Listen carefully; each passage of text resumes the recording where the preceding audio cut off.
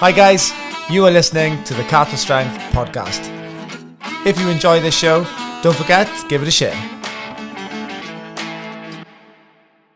Here we go, episode number 25 of the podcast. Can't believe we made it to episode 25, but thank you everyone that's listened and helped support the show, share the show, which has in turn helped us grow the show. We're super chuffed.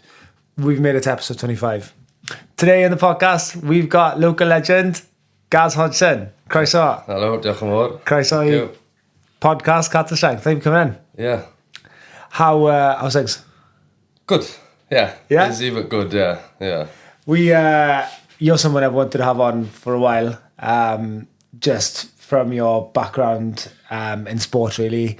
And, you know, your Ironman story, it's incredible. There's not many local boys like you push the sport to the levels that you have, and you know, I thought you'd be a great guest to have on and share that story. Yeah, no, I'd like to, yeah. It's a couple of years ago now, so it's, spent yesterday trying to jog my memory and trying to... How old are you now?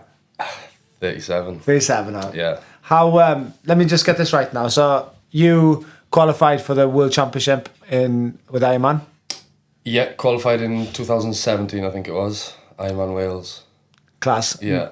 Oh no, 16, sorry. Raced Kona in 17. Yeah. And when you did Ironman Wales then, you were top in your age category? Not that day I wasn't. Oh God, I can't even remember what I was that day. But I got a slot anyway, I know that much. And I'd only been doing it, I think that was my second attempt, I think. Class. So 2 years from starting triathlon that was then. So yeah, I set a big goal from the off, you know. To put it into perspective, obviously a lot of people listening wouldn't know what an Ironman triathlon is, especially the full distance. What does it entail? So it's a 2.4 mile swim, 112 mile bike, and a marathon at the end then. As quick as you can? Yeah, as quick as you can, yeah, no stops, yeah. I'd be happy with completing that, to be honest, but to do it as quick as you can. What was your fastest time? Fastest time is Outlaw, I think 8:47. 8 hours and 8:47. To do all that. Yeah. And horrific weather that day too. Was it? Yeah, it was. On the bike it was anyway. Yeah. That's clean off. Yeah, had a big battle with Joe Beach that day. Got pipped at the end. 400 metres to go, he passed me for the overall win, that was as well, yeah. Was it? Yeah. God, and obviously with the times and the performances you were putting in, that qualified you then to go World Championship level? No, so the Ironman Tembe is where I qualified for that. Outlaw was nothing on the line really at Outlaw. I don't think it was in the criteria for pro licence either, so no, it was just racing for spoils really. Jesus. Yeah, I actually raced Joe a few weeks later then in Ironman Wales again. So we had another ding-dong, but I got the best of him. Yes! Yeah, got him back that year then. I think that was in 18, that was. Yeah, good times, eh? How do you get into a sport like that? Where does it come from? What did you do before, and when did you get into it, and how did you start? Yeah, it came from nowhere really. I ran when I was younger, like long distance running really, like a lot of kids, cross country in school and stuff. And then I left school, I had a 10-year break from sport altogether. I worked away for 10 years. And then started going to the gym a bit when I was working away. I wasn't into pubs and stuff, so...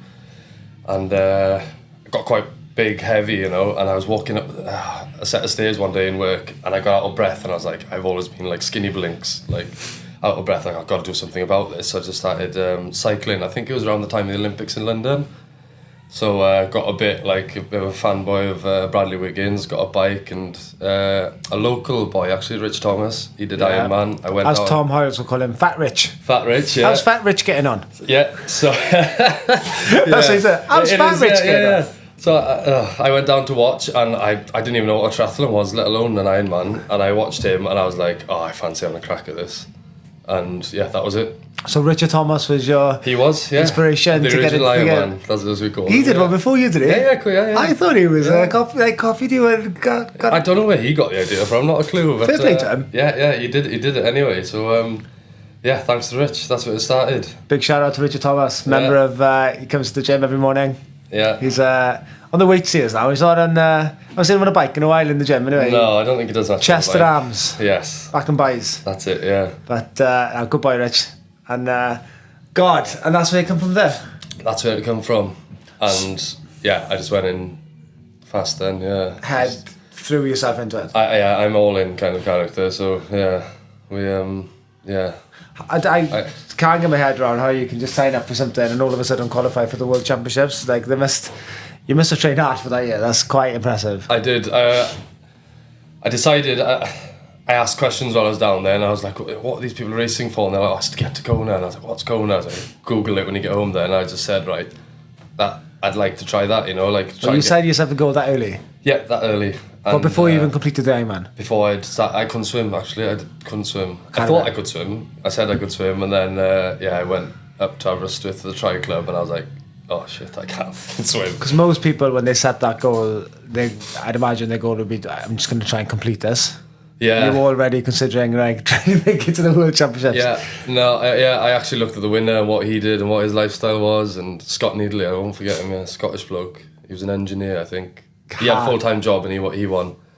So wow. Strava was out then, so you could look at what he was doing, how he was training, and I got a coach straight away. That helped a lot. Who did you have as a coach? Pete Jenkins was my first coach in Aberystwyth. I remember we met in Starbucks, and he goes, "Right, what do you want to achieve?" So I want to get to Kona. He spat his coffee out. He goes, "How do you think you're going to achieve that?" And I was like, "Well, you're going to help me." And I had these numbers figured out. I was quite strong on the bike. I took my younger years of running, I thought, I'll get the running back, and then the swim, that was the only, like, big hurdle, really. But that's where it started, yeah. So wow. Back then, what was a typical working week in terms of training for you? Like, what did it entail? Oh, do you know, I can't quite remember, but it was... I concentrated on volume, which was against the grain then. People used to look, he's doing too much, and I used to work long shifts, so usually 12-hour days. So you work... Whoa. So you were working 12-hour days as well? Yeah, I was working 12-hour days, and weekends. Like, that was the thing, like, that was the job, you know. It's kind of, you'd get away early on the weekends sometimes, but yeah. That's what no one sees. Everyone sees, that you doing an Ironman and getting these scores, but no one actually sees that you're working 12-hour days as well. Yeah, so, yeah, it was pretty full on. Gwen and my wife helped me a lot, obviously. But yeah, I used to do some mad stuff. Thinking back, you know, I don't think I'd have the drive to do it anymore. Like, I'd get up at like 4:30 alarms and go out and do a session. 4:30? Yeah, it like regularly, and I could, you know, and I'd be up the next day and I'd be motivated to do it, you know. Like, I feel like I need to know a typical working week so I can get my head around it. Yeah, so I don't know. Thursday, I tried to pick it out, and like I think it was Thursday night was swim night, because that was when we'd. I started training when I was working away, to be honest. So. Yeah. It was all kind of jumbled up, but when I came home and I was working up in Aberystwyth in the uni, so I'd go tri club, maybe a Tuesday night. I'd try and run with the Aberystwyth lot up the uni, which is for Dick, old boy. Used to do them sessions are enough to kill you off, to be honest. A lot of people, Dylan Lewis, local boy, he was there. Yeah, I know that. Yeah, so I'd ride a lot to work and back, but it was the way... It was riding to work. I'd be happily just to bury myself on the way to work, you know, and that's the kind of stuff I can't get my head around now. But at the time, I was happy to do it. I think it was all fresh, and you know, but it was turbo training in the evenings usually. Long rides on the weekends, long runs on the weekends. Typical, really. All the long stuff, the intensity in the week, and then But honestly, I got it all logged on my training peaks, but I can't remember like this. The last 40 hours, I've been thinking a lot back. Oh my God, how just the motivation to do it more than physically how I could do it, you know. But I suppose it was exciting at the time. Yeah, I'll regularly work like a 12-hour day in work, but I couldn't imagine putting in like an extra 3-4 hours on training on top. Like 45 minutes, like manageable, but the way you were doing it with the time and the commitment is clean off impressive. Yeah, but I'd find it a lot easier to do the volume because it wouldn't stress me out, whereas if I had a workout I'd look at it and I'd start getting stressed out then. So that's why for the first couple of years I hardly did a speed session, you know, like off my own back. I'd go to the running club and the swim club. Everything else would be pretty much easy hills, but Like, yeah, unless I was out with somebody, I'd just go easy, you know. I was trying to build a base. That's what I looked at. The top people, they did a lot of hours, but they also had a lot of background, and I had nothing. So I think the scaffolding counted for some, you know, walking and carrying weight, and my power to weight seemed to be good, you know. So I think that helped a lot. But I see a lot of people, they like the fancy workouts and thing, but I take ages to recover, you know. Did you, like you mentioned, you were carrying a bit of weight to the start. Did you lose a lot of weight then in that first year of training? Yeah. Even till now, like, I'm kind of like a skinny frame now. Like, I was up to, I think I was about 15 stone, which was... How much are you now, if you don't mind me asking? Kilos, 78, 79, maybe 80 on a bad day. But it's funny because I still weigh myself every day. I've got like Garmin scales, and it's a habit. And I don't obsess about the weight at all, but like when I was racing, I'd be like, say 8 weeks out from a race, I would cut the crap out and just try, just to help on race day. But I'd never obsess about it. But say in the winter, I'd happily carry weight on the winter. Like, did you have anyone helping you then with your nutrition and fueling and things like that? No, fueling, yes. Precision hydration helped me a lot, really, throughout the years. We do the clothes, so I always had a good relationship with Andy and the team. So they helped me with fueling. But as nutrition, I kept it basic, I'll be honest. And when you're busy working and thing, like, I think people try to eat super clean, but when you're doing endurance, it's like you just got to fuel it, you know. So I'd regularly feed on crap just to get through a session. I wouldn't mind, like, you see that, like Usain Bolt, for example. I know he wasn't an endurance athlete, but he still trained very, very hard, so he just needed fuel, and he's reportedly well known to have McDonald's to get the calories in. Yeah, I mean, to be honest, I trained with some like top they are world class athletes, you know. It's nothing like you see like in like if somebody does like an article in a magazine or something. I don't think it's reality, you know. These boys are some of the quickest boys out there, and women. You see the breakfast in the morning. It's like, you know, pancakes and it's vast. It's big, especially on the big days. You know, like they don't cut Nutella pancakes. You know, you're talking like 8 of them, like not massive pancakes, you know, but Leon Chevalier 2 years ago in the camp there opened my eyes a bit, to be honest. Like, you see how these boys keep going, you know, they fuel properly, and it's race day's obviously different, you know, it's all thing, but training wise it's just about ticking the boxes off. But yeah, I think there's too much selling crap going on, to put it bluntly, marketing and stuff, you know. Like, there's nothing wrong with just fueling on properly, a bit of crap, really, to be honest. What's your proudest moment? Oh my God. I'm really from not competing sure. or training. Is there a moment? Is there a race that sticks out? My last race, I was quite proud of that one. I hadn't raced in 2 years, and like there's a lot of noise, you know, and especially over winter. You got the brigade that like go out and they're like, new PB this, new PB that, and I always keep my head down. And I hadn't raced in 2 years. I was really nervous. I felt really guilty for racing. It was just on the tail end of COVID, and I was like, I kept quiet about it, and I got out there, and it was overwhelming, and I thought, what am I doing? Like, I've been out of it for 2 years, and it was sort of world champs. It's called a challenge championships. So people all over the world, but I'd won my age group 2 years before, and then one missed because of COVID. People expect you to do the same, you know. So I had quite a bit of, I felt weight on me, whether it was there or not, I'm not sure.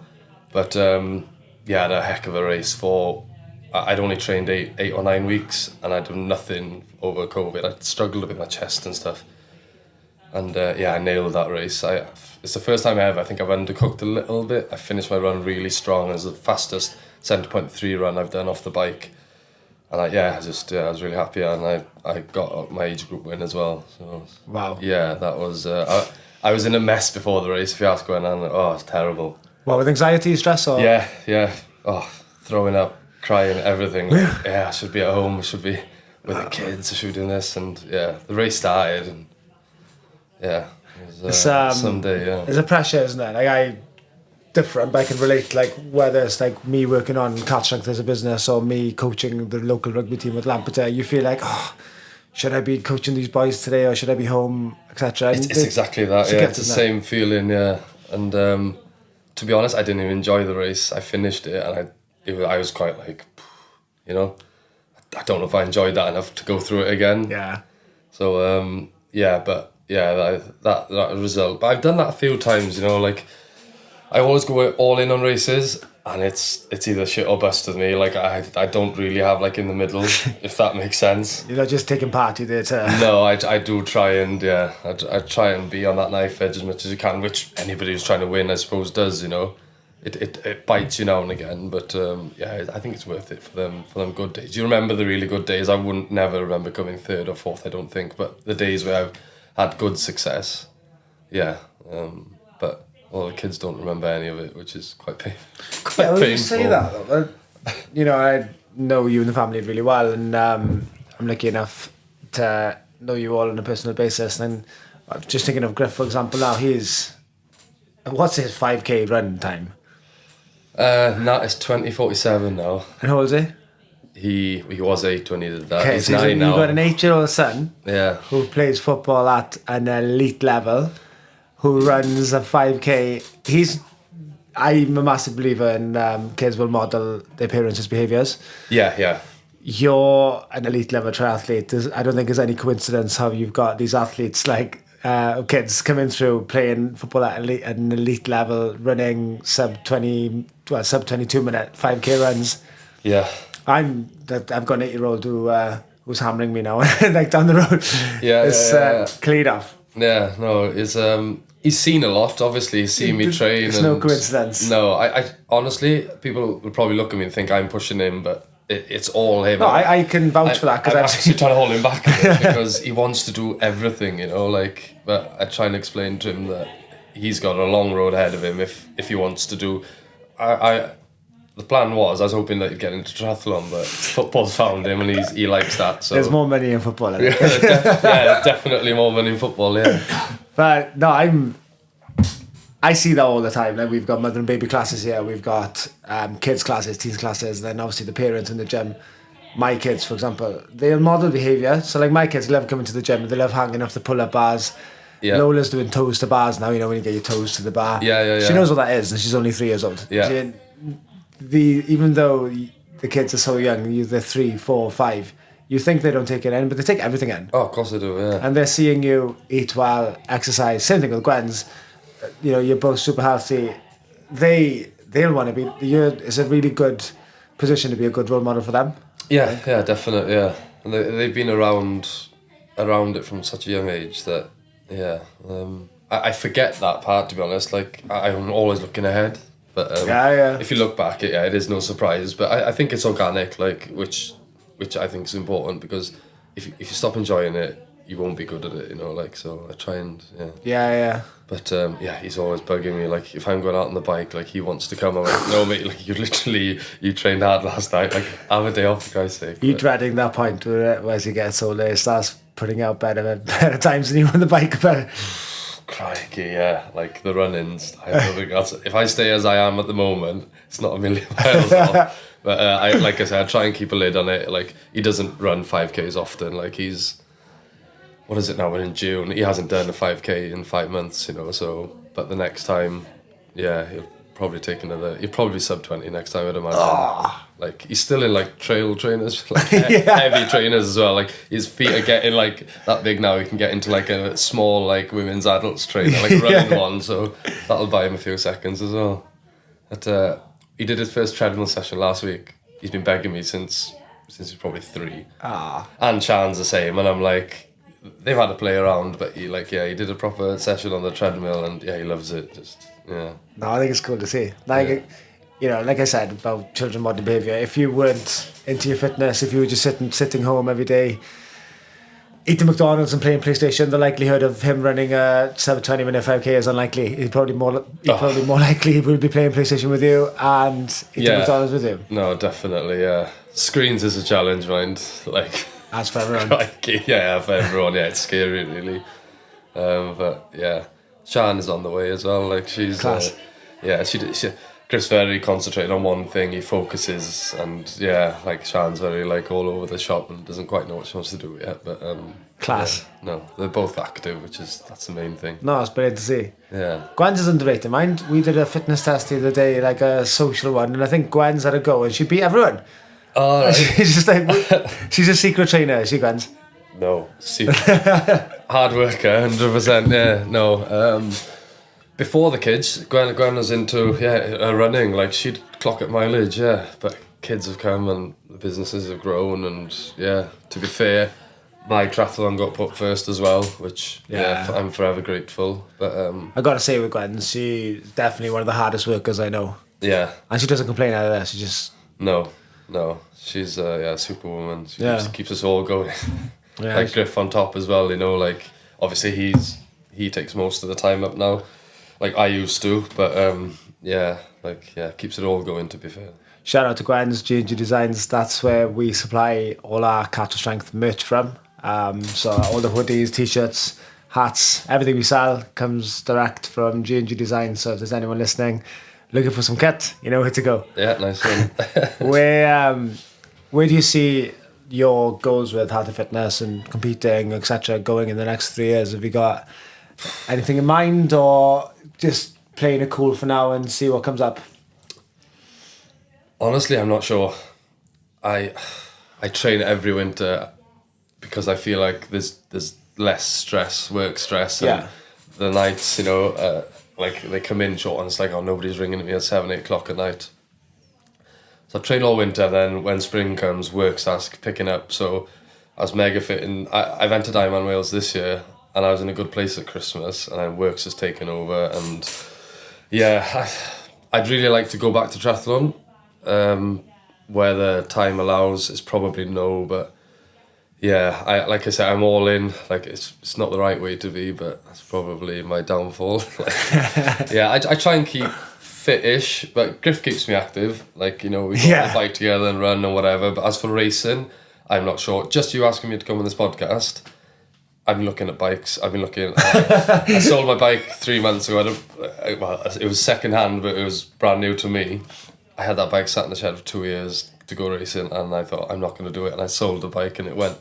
And now I'm looking again now for a bike. So I'd love to race Ironman Wales this year. I'd love to do a season of triathlon, to be honest. The goal became to be a professional, or at least to have a season of it, just to tick in the box, really. And it was just to race Ironman Wales as a pro.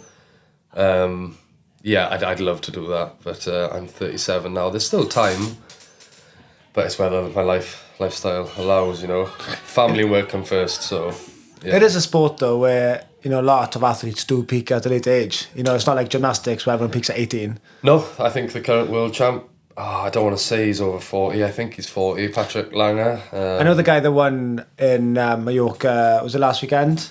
He was 45, was he? I'm not sure. Was it 70.3 that was? Oh, yeah, it was. I think he was 43. I didn't look at the results, to be honest, but I know Patrick Langer, he's 40, and he's the Ironman world champion.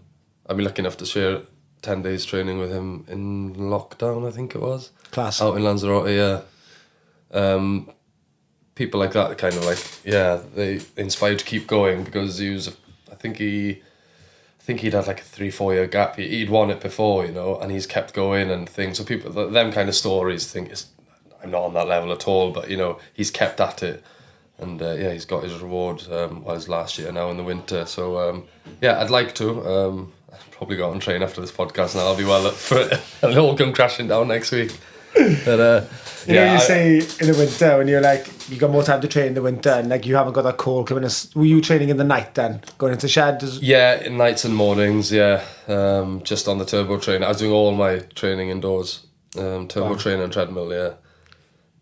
That takes a lot, like mental fortitude, to just go into like a dark shed, headphones in, music in, is that or? Yeah, music on. I always have music on training. I have like a little bum bag thing when I go out running, you know, and I just but I like my own company, so I can go out for hours, and I'm fine doing it, you know. So but it was all indoor. I've got a dodgy ankle, so running on the treadmill suits me.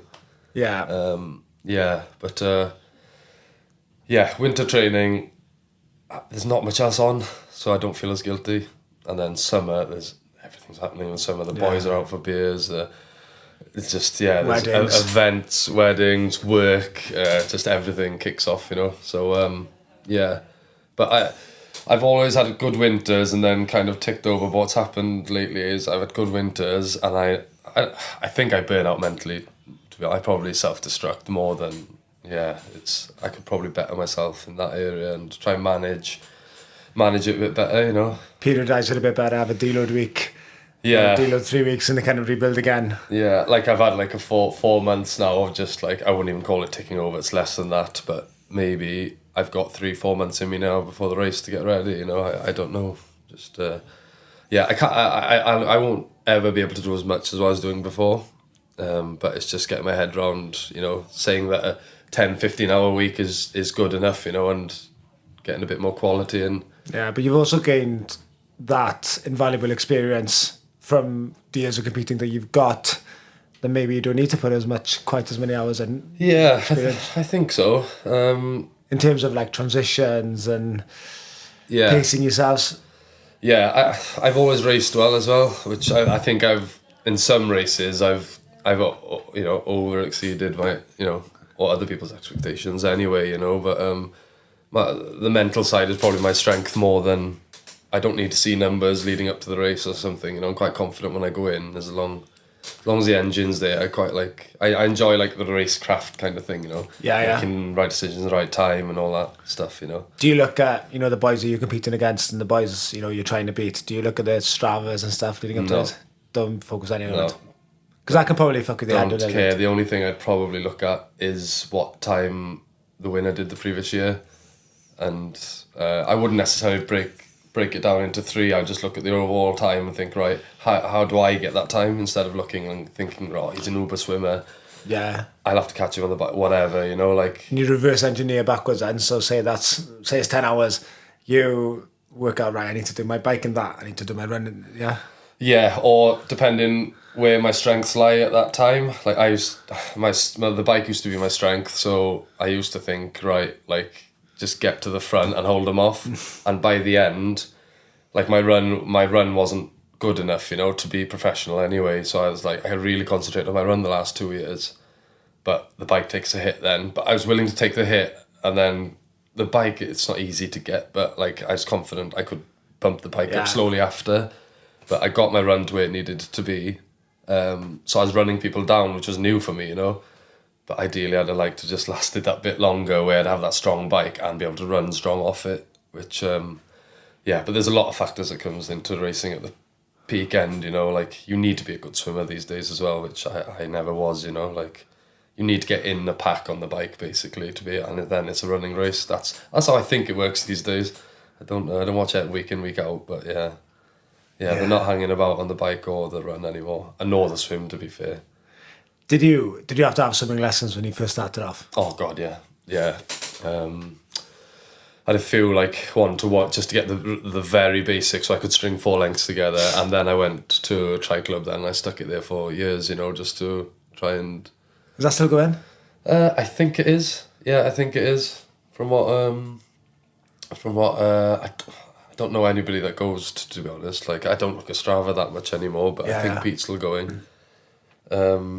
But as time went on, I trained by myself mainly, which is never ideal for swimming. So I'd go away on camps, and the main reason I go on camps is for the swimming, to be in a good group, to try and basically just drag the level up, I'd always like to train with people better than me.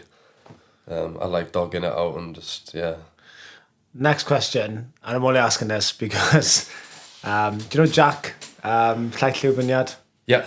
So me and Jack, I've decided that we're going to try and do an Ironman 2026. Oh, okay. Yeah, so oh, wow. Yeah, so I'm doing a Richard Thomas. Yeah. I'm just going to try and go for it. In Tenby? Yeah. Oh, wow. We haven't entered yet, because you can't enter until September. No, you can't, no. But it's live on the pod, so it's... you've done it now, yeah. Yeah, I've been telling people on there and thereabouts. But yeah, so I kind of want to do it and tick the box. Yeah.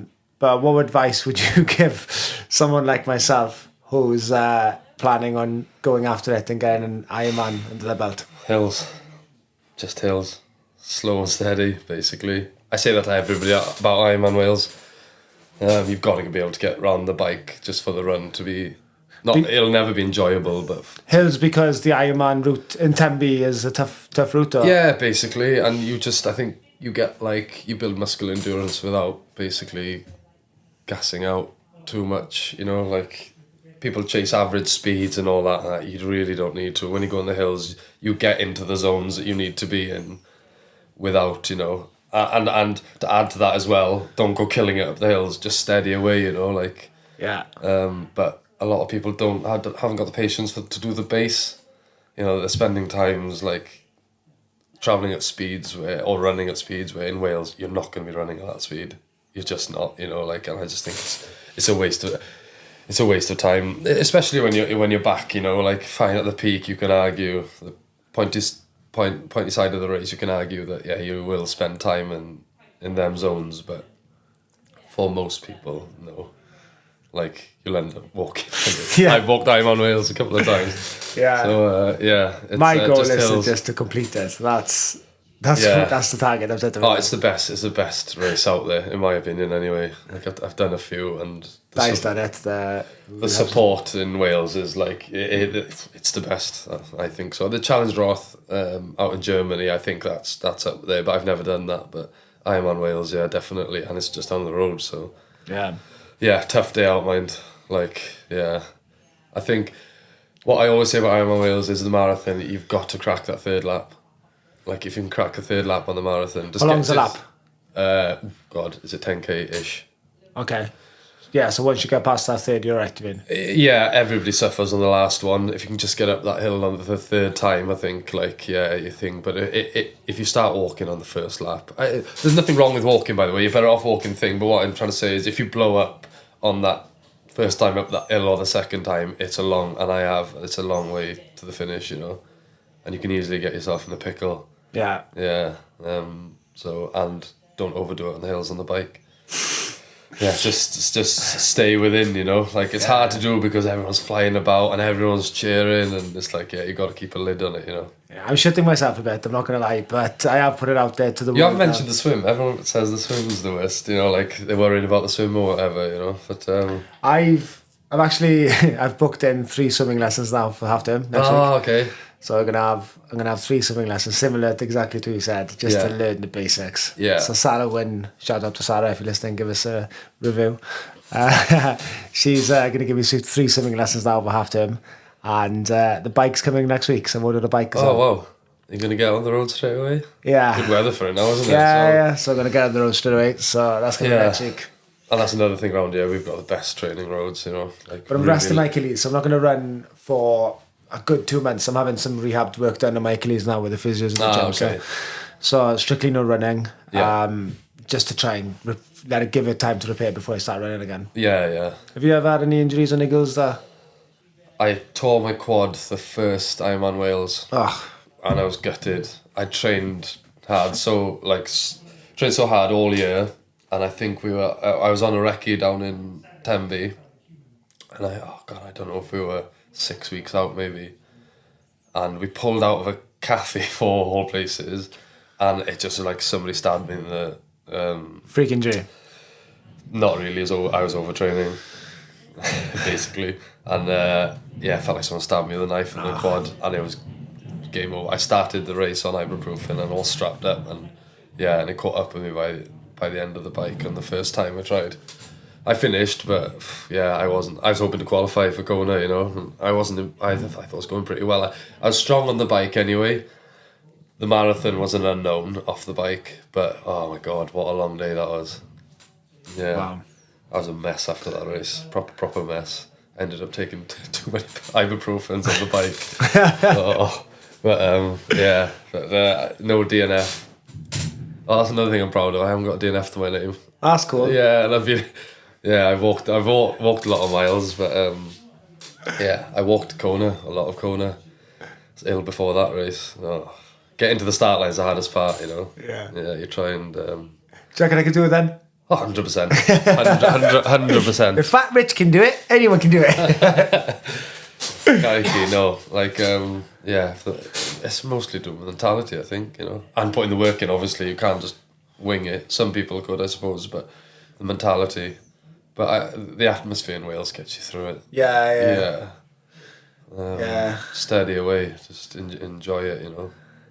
Like, What do you know, when you're like, it gets really tough, say you're on that third lap of the run and you're in a pain cave, what do you tell yourself? Like, what goes through your head? oh my God, I don't know. All sorts. Self-talking.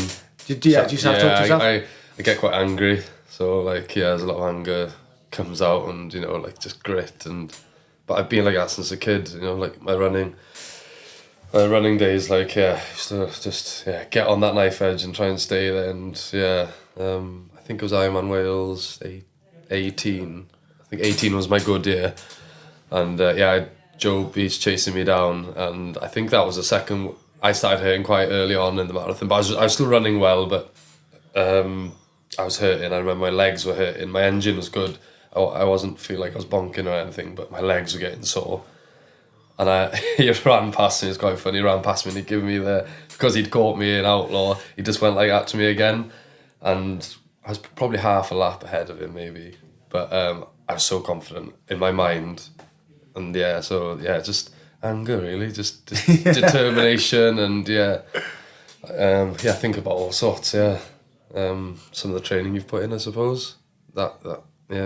What's coming after? Beers with the boys. Yeah. you do sacrifice that, you know, like leading up to the race anyway. I don't shy away from a beer when I'm training. Just train. Yeah. I did for the first year.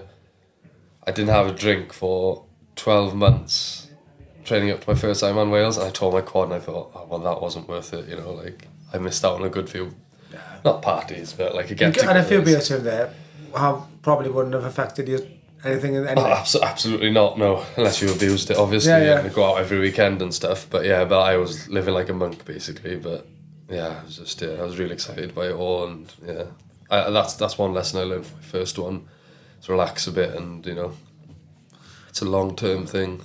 But it does get lonely. I think everyone, like, maybe not break, but you have tough times. Like, even on your good days, like, crikey, it's, you know, it's 8, 9, 10, 11 hours, whatever it is. It's a long time, you know. Did you have someone training with you the first year you did it, or did you just commit by yourself? I think it was quite an in thing then. So it's popular then. Yeah, I think it's got less popular in the recent years, especially around with us. Because they haven't sold out this year. Haven't they? No. 100%. Then it is. Yeah, it's good, but it's so pricey and things. You know, like, I did a lot of training by myself, but whenever I could, I'd get into a group. Yeah, definite. Chain gangs, cycling and stuff like that helped. Local time trials. You turn up to them. Local running races. A lot of people are running. Joe, I think running's a lot more accessible, I think, than triathlon. Like I said, there's a lot of marketing, and I think you get pinned into thinking you've got to spend the money, which, you know, it's a load of bullshit, really. Yeah. Like, you do get dragged in, especially. It's the brand, isn't it? It's the same as I compare it to CrossFit and High Rocks. You know, like if you want to be a CrossFit gym or a High Rocks gym, you've got to pay the money. Yeah. You don't get much in return. No. You get to call yourself. And if you get that Ironman bag and you do that Ironman competition, you're in the brand here. And I think the people who are trying to make it or whatever, you know, like, you've got to take sponsors on to help you along the way a bit. But then I think there's a big group then. It's like they call it ambassadors, you know. But that's basically their way of advertising these days, you know. And I think it just gets pushed on a lot. It's not like an advert. You watch it and think it's like, I've got to have it, otherwise I'm going to be behind the game, you know. And a lot of it is nonsense. I think it's nonsense anyway, you know. Like, don't get me wrong, my bike, don't want to give away too much on the bike, but like, I think running trainers now are £300 a day for a set of like the carbon plated ones are crazy. 300 quid. Yeah, so I've taken a look at wetsuits today. They're not cheap, are they? Yeah. I was lucky enough to have wetsuit sponsors. That's one place where, you know, like the best wetsuits are, I don't know, they're £1,000, I think. £1,000 for a wetsuit, yeah. Just bought a bike. £300. That's not cheap. Rear wheel for your bike, £2,000, you know, new. Like disc wheel. Power meters, £500, like it's like does that. 2 bits on the bike, you know. But I think new bikes now are, you know, for the top end bike it's like 12-13 grand, you know. It's like who can afford that? Like, you know, you get a motorbike It's a for half the deposit in a price. house now. Yeah, exactly. Yeah. So yeah, that's the side where I think that's where it's killing the sport a bit, probably. But yeah. Where can people find you guys? On the M4 these days, taking my boy to football. No, I'm on Instagram. I don't do much on there. But yeah, that's about it. I'm not on Strava really. Yeah, Instagram mainly. Yeah. G&G Designs as well. Yeah, work. Yeah. We're on Facebook, Instagram. Yeah, got a website, and yeah, in Killeron then. That's where it's all happening. Yeah. Thanks for coming on. No, thank you very much. Good.